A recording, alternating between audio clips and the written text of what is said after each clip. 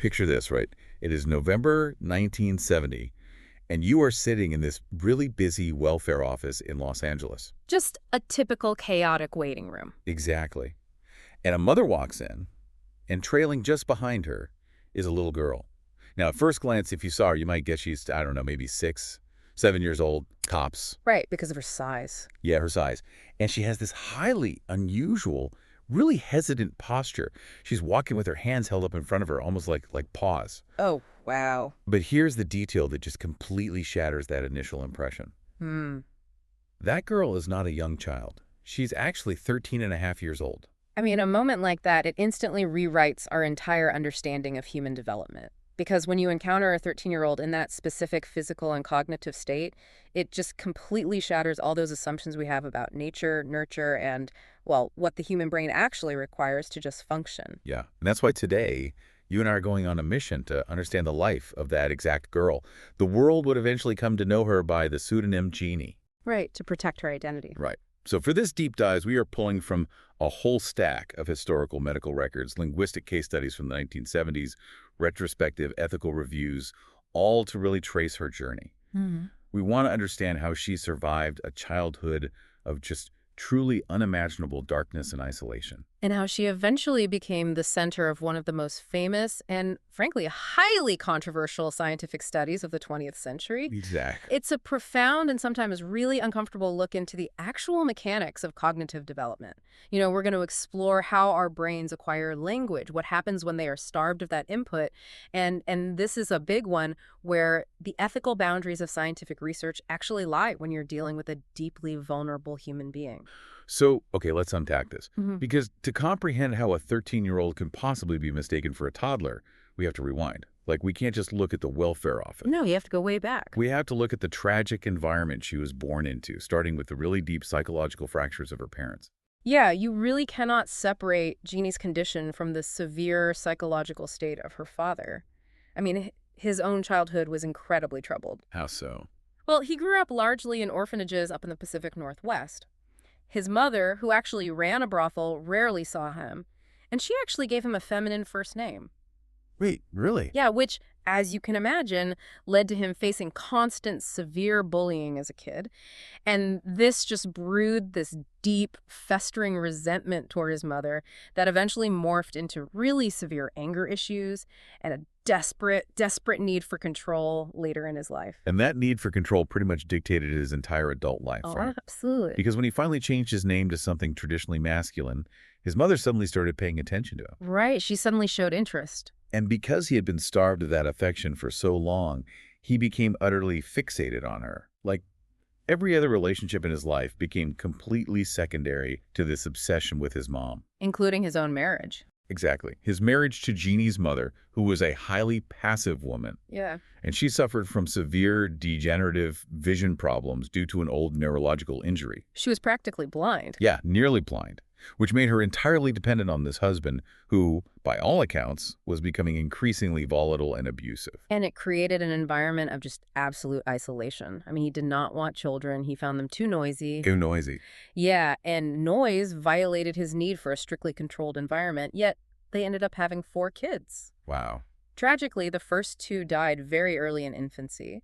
Their third child, a boy, he did survive, but he experienced severe developmental delays. But not from a medical issue, right? No, not from a congenital issue at all. It was because the father forced the mother to keep the boy absolutely quiet at all times. That's just, it's chilling. And then about 5 years later, Genie was born. And at first, she actually appeared to be a relatively healthy baby. For the most part, yeah. But she had an Rh incompatibility. So if you're listening and aren't familiar with that, it essentially means her blood type was incompatible with her mother's blood type.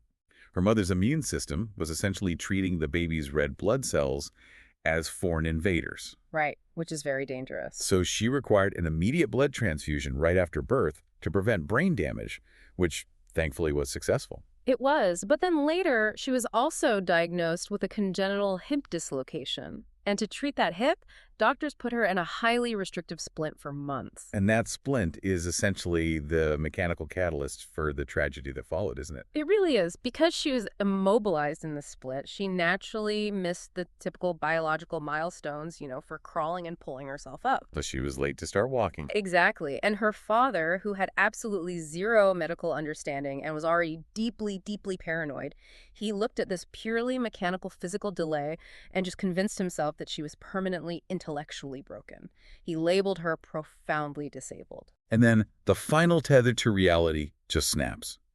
When Genie was around 20 months old, her father's mother, the woman he was so unhealthily fixated on, she was killed in a hit-and-run accident. It was a massive turning point. Yeah, and the driver who killed her only received a probationary sentence. Which is wild. And for a man already harboring intense paranoia, that light sentence was the ultimate proof to him that the outside world was lawless, it was dangerous, and it was completely untrustworthy. He felt society had failed him. Completely. So he quit his job, he moved his entire family into his deceased mother's house, and decided he needed to completely hide Genie from the world to, quote-unquote, protect her. Well, let's talk about the actual reality of that protection, because it's hard to even process the mechanics of it. Like, what did that isolation actually look like day to day? It's grim. It meant confinement to a single dark bedroom for over a decade. For roughly 13 hours a day, she was strapped to a child's toilet in this restrictive harness. 13 hours. Yeah.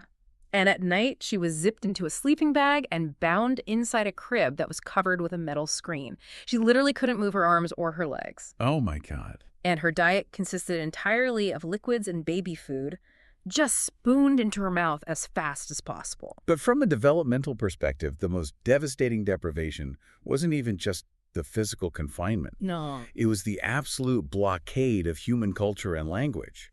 Her father absolutely refused to allow a radio or a television in the house.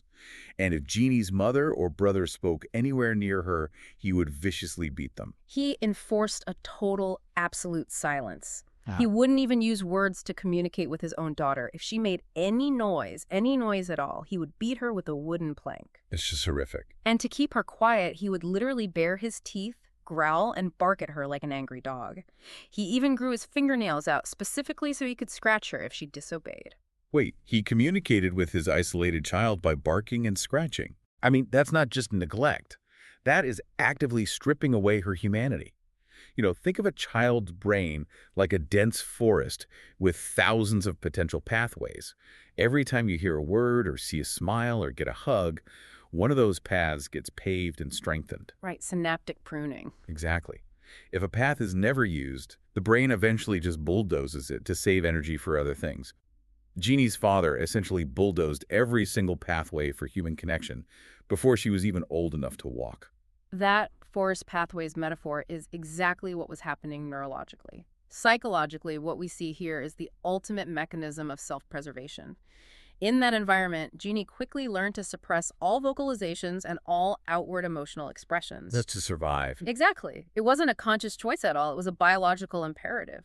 Her brain adapted to the environment it was given, and silence meant survival. You'd think a house that's strictly controlled would never break, but eventually the vacuum did shatter. It happened in 1970. The parents got into a violently loud argument. Yeah, he threatened to kill her. Right, the father threatened to kill the mother if she contacted her family. But she finally hit a breaking point and fled the house with Genie. She was trying to navigate to an office to apply for disability benefits for the blind. But because her eyesight was so incredibly poor, she accidentally stumbled into the General Social Services office next door instead. I mean, a completely accidental rescue. Yeah. The social worker there took one look at this 13-year-old girl, realized something was horribly, horribly wrong, and called the police. Both parents were arrested immediately. But the father never went to trial, did he? No, he never actually faced court. He took his own life shortly after the arrest. He left behind these notes claiming that, quote, "The world will never understand." So Genie becomes a ward of the state. She is taken to Children's Hospital Los Angeles. And the doctors there are looking at a medical and psychological profile that is completely unprecedented in modern medicine. I mean, she weighed under 60 pounds. She couldn't fully straighten her arms or legs. She couldn't even chew solid food. She would literally just hold it in her mouth until her saliva slowly broke it down. Wow. And she walked with what doctors described as a bunny walk. She held her hands up like claws.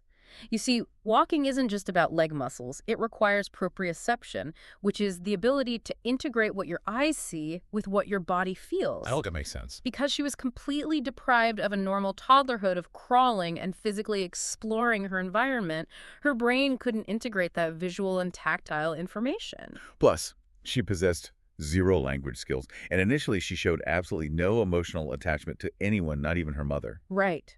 But here is the thing that really gives me pause. You have someone who has been subjected to a literal sensory vacuum for over 10 years.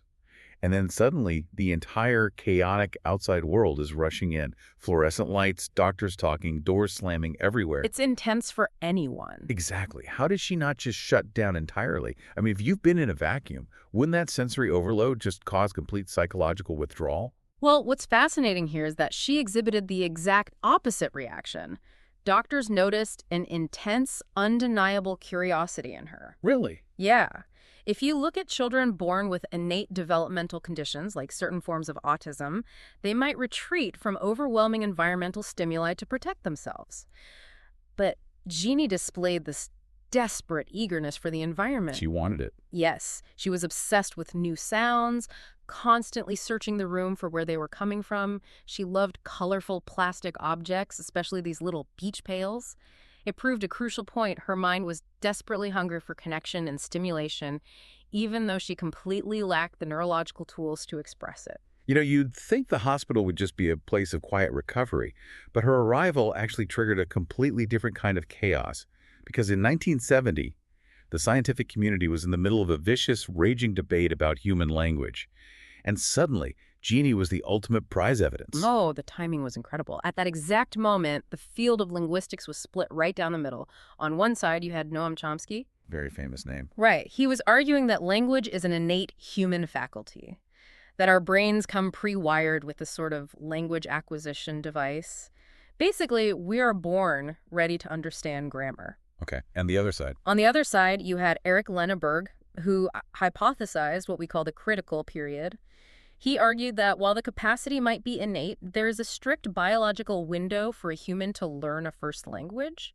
If a brain isn't exposed to language by puberty, that window closes and language can never be fully mastered. So if you are listening to this right now, think about how effortlessly you are processing the complex grammar I'm using. Like you don't think about subject-verb agreement or pronoun placement. It just happens. It's automatic. Yeah. And historically, scientists talked about testing how that works as the forbidden experiment. Because to actually test Lenneberg's critical period theory, you would have to take a healthy baby and deliberately isolate them from all language until they were a teenager. Which is a massive ethical violation. You just can't do it. Mm. But tragically, Jeannie's father had already conducted the forbidden experiment. Exactly. She was the natural test case. So a team of researchers quickly scrambled and secured a government grant from the National Institute of Mental Health to study her. A graduate student in linguistics named Susan Curtis began working with her almost daily.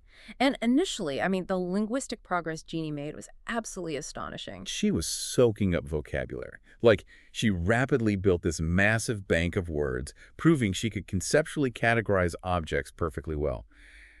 But, and here's where it gets really interesting, she couldn't grasp grammar. No, not at all. She spoke in these very broken, short phrases. She would say things like, "Ball belong hospital."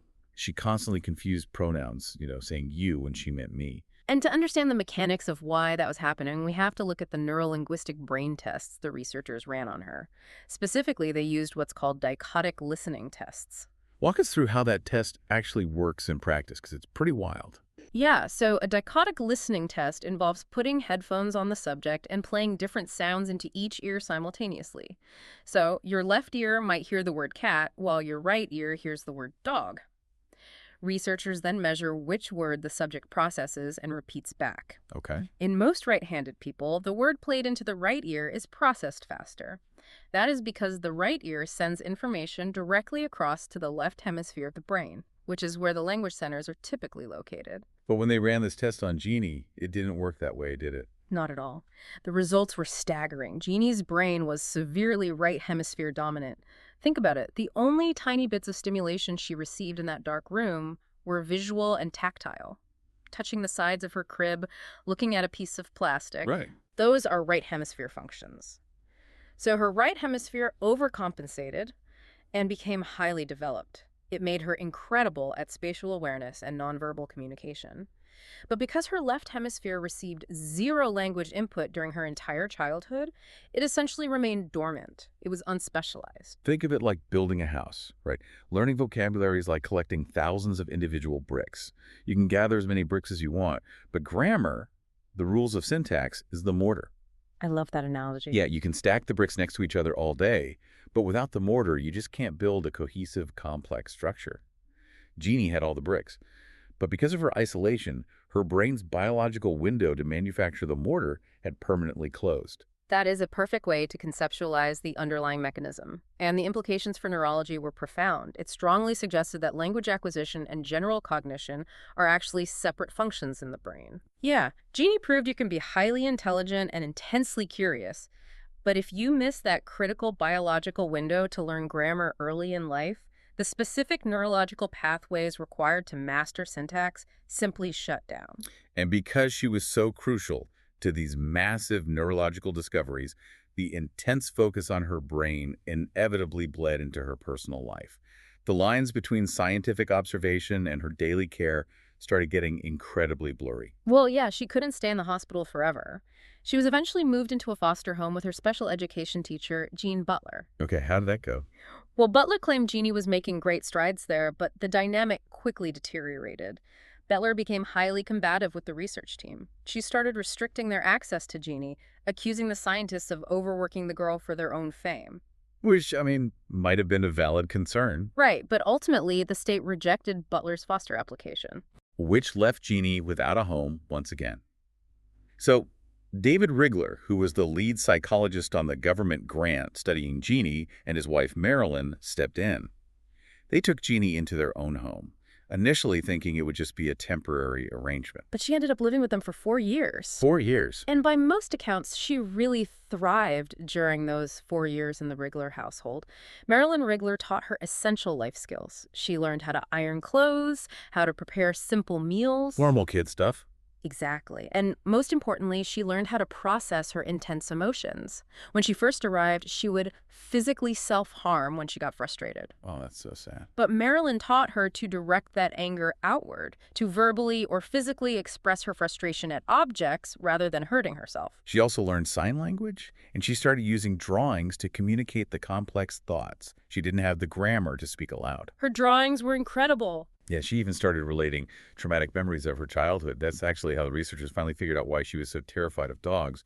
She saw a picture of a wolf in a magazine and had a massive panic attack. Right. And through her gestures and her broken words, they realized it was because her father used to bark and growl at her outside her door. It was a period of immense psychological growth. But, we really have to examine the structural reality of that living arrangement. Oh, 100%. You have David Rigler, who is the principal investigator of the scientific grant, acting as her primary therapist and simultaneously acting as her foster father. Yeah, I have to stop and really push back on the ethics of this era of science. Because how can that possibly be considered a sound arrangement? Just think about the massive conflict of interest there. Can you genuinely provide unconditional parental love when your career, your grant funding, and your daily professional work are entirely dependent on extracting measurable scientific data from the child living in your spare bedroom? This raises an incredibly important question, and it is a debate that still heavily features in ethical reviews of this case today. The researchers were navigating an impossible situation. They clearly cared for her deeply, and they provided the exact environment where she made her greatest developmental leaps. Yeah. But they were funded by a government grant that demanded measurable, coherent scientific data. It created a terribly messy entanglement of professional ambition and human empathy.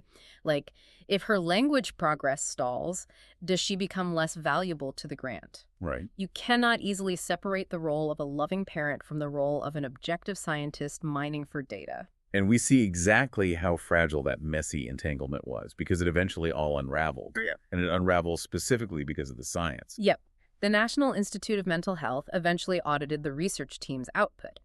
And while the NIH acknowledged that Genie was personally benefiting from the care, they cited highly disorganized data and a lack of coherent, strictly defined scientific parameters in the research itself. They weren't getting the hard science they paid for? Exactly. So they pulled the funding, the grant simply dried up. And almost immediately after the funding is pulled, the Wrigglers decide they can no longer foster Genie. She is returned to her biological mother, who had recently had cataract surgery and wanted to try caring for her daughter again. But within a few short months, the mother realizes she is completely overwhelmed by Genie's complex needs. This begins the most heartbreaking chapter of the entire timeline. Genie is handed back over to the state, and she gets bounced through a series of state-run institutions and different foster homes. And some of these homes were severely, horrifyingly abusive. Yeah.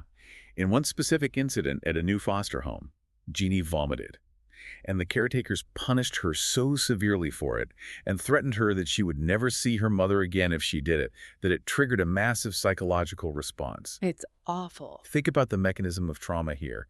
She became absolutely terrified of opening her mouth at all, because opening her mouth might lead to vomiting, which would lead to further abuse. And that psychological terror triggered a complete regression. To avoid vomiting and the subsequent abuse, she simply stopped eating. She stopped speaking entirely, reverting to relying only on limited sign language. Everything just erased. All the painstakingly built progress she made with the wrigglers, the vocalizations, the outward expressions of frustration, the social skills, it all just collapsed. She retreated right back into the coping mechanism of silence that had kept her alive in her father's house. It's devastating to see how quickly the brain retreats to its oldest survival tactics. And during this time, Genie's mother actually ended up suing the research team and the hospital. She did. She alleged that they had exploited Genie, that they prioritized their testing over her welfare and severely overworked her. Now, the researchers vehemently denied this, pointing to the obvious developmental progress she made while under their care. The lawsuit was eventually dismissed, but the damage to the relationships was just permanent. Yeah. By early 1978, the mother officially forbade all scientific access to Genie. Susan Curtis, David Wrigler, and the rest of the researchers were entirely cut off. Wow. And Genie basically disappeared into the massive, anonymous bureaucracy of the adult state care system. It is just a staggering tragedy when you look at the arc of her life. I mean, she escapes a decade of literal darkness and sensory deprivation. She briefly touches the light of human connection, of communication, of having brilliant people deeply invest in her growth. And then, once the grant money is gone and the science gets complicated, she is just swallowed right back into the shadows of institutional bureaucracy. And if we connect this to the bigger picture, her legacy in the history of science is incredibly complex. Scientifically, she fundamentally changed our understanding of the brain. She really did. She provided the definitive evidence for brain lateralization, showing us exactly what happens when the left hemisphere is starved of early input. She gave us the most compelling real-world evidence we have for a critical period in language acquisition. But ethically, her case became the ultimate cautionary tale.